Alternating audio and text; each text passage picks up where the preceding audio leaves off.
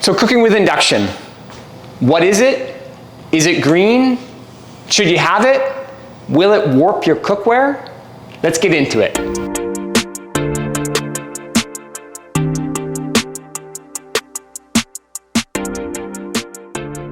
Hi, I'm Jed, this is Cook Culture. So today we're going to talk about induction cooking. I cook with induction in all of my videos. I have come to understand induction well. It's got some nuances that I had to learn, and I've come to really appreciate it. That said, I grew up with gas. I understand gas really well. I had always dreamt of gas as a younger kid when I cooked on just a plain electric halogen style stove. I have a love affair with gas. There's a certain way that it cooks. I feel that I understand both of them well, and I'm going to try to give you, an unbiased opinion on where we are in the state of induction cooking. Induction cooktops look a lot like glass top halogen or electric under glass. Sometimes they are built into a stove, and other times it's just a range. Induction cooking uses electric currents to directly heat pots and pans through magnetic induction.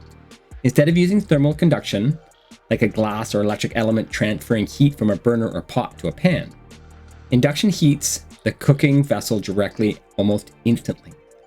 Induction has been around for a long time. The process was developed decades ago, and induction cooking has been widely used in Europe for a long time. Why? Cost savings. Speed and cost savings. It's said on average induction will boil 50% faster, and the temperature controls are much more precise. It's also said that induction is almost 90% efficient compared to 60% for gas, on average that is. Induction can be 100% green, depending upon how your local electricity is made. In BC, where we live, all of our electricity is hydroelectric. Being that we live in a temperate rainforest, this is 100% clean, renewable energy. Gas is struggling these days due to the cost and the simple fact that burning gas in your home introduces toxic fumes such as carbon monoxide and nitrogen dioxide. It has been shown to affect respiratory issues in young kids and older adults.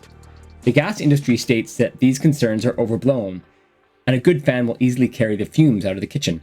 Furthermore, the gas industry says that the electricity proponents are using this unjustified scare tactic unfairly, and that the threat is overhyped. Even if this is true, it seems that the gas industry is losing this battle, as most large news outlets are promoting the narrative that gas from your stove is going to hurt you. The gas industry has also stated that gas is cheaper, but that too is changing. There are certain types of cooking that require a flame, like wok cooking. To achieve the elusive wok hay, you just have to use gas. Other people will swear about their special dish that must be cooked over an open flame. Induction cooktops are glass, and glass can scratch and break. I have personally had to replace cooktops that overzealous chefs broke, but it does seem that the newer ones are stronger. They can be another gadget. Induction cooktops are digital, which means that the controls are touchscreens on glass. While most people have become familiar with the technology, I do find it's a complaint I hear. Induction cooking is super precise. This can be an issue when you are accustomed to your heat slowly moving up and down, and you expect your food to continue to cook as the pan cools. Or on the other hand, you're familiar with the pan slowly coming to temperature so that you can hear and smell the food reaching perfect doneness. At first, this is all much more difficult to estimate with induction, as your heat goes up like a speed train to temperature you set and stops like you hit a tree when you turn it off. Induction is the method of heating the vessel. This means that nearly all of the energy goes directly into the cooking, and there isn't a radiant heat source. As soon as the energy is cut, the pan temp starts to plummet. The surface of the cooktop will stay relatively cool, only heated by the heat of the cooking vessel. The best way I've found to manage the drastic cooking temperature of induction is to use heavyweight iron cookware or cookware that was engineered for induction. This allows me to manage the heat process, and the pans hold the heat so incredibly well. I recommend using all carbon steel or cast iron, enameled or not, and my number one cookware for induction is the Meyer, specifically the Atlantis Pro line with their triple induct technology. The Meyer is a high-end choice, but cast iron can be relatively inexpensive. Other stainless steel brands work well too, but weight matters. The more conductive material, the better for managing the heat. Warping is a thing with induction. I've gone down the rabbit hole on this, and as far as I can understand, there is not one definitive reason for warping. That said, I have a hunch, and here it is. Nearly all the time, people complain of warping carbon steel compared to cast iron. Carbon steel is nearly all iron, with a very small amount of carbon. It's made thinner and bendable. Cast iron, on the other hand, is stiff and can crack instead of warping or bending. I've spoken to industry experts, brand representatives, and dozens of people who have warped their cookware. The common issue that I have come to find is the type of induction cooktop. It seems to me that inexpensive induction cook plates are mostly to blame.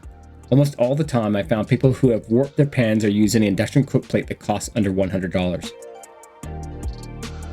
Induction cooking is on the rise. In some places, gas in new homes is being outlawed. Electricity is the alternative. Induction is the most expensive alternative, but it's the best performance by a long way. I expect induction to become the first choice for most new purchasers. I love gas. It has a certain way of working, but I have come to understand that the green issue with having toxic fumes being produced into your home, even though if you have a high horsepower fan and you're pulling those out, you're still putting gas fumes into your home, which, as we become more knowledgeable about these sort of things and how this small amount of chemicals from off-gassing can affect small children, small animals, elderly people, this is an issue. This is something to take into consideration. Also, it using a non-renewable resource. It's using a carbon-based petroleum resource, which is something in which the world really does need to move away from. We need to be trying to get to renewable resources as much as we possibly can.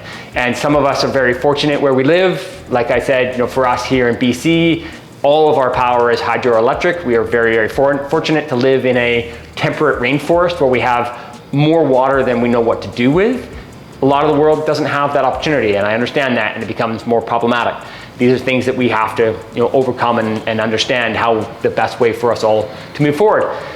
But that is my spiel on induction.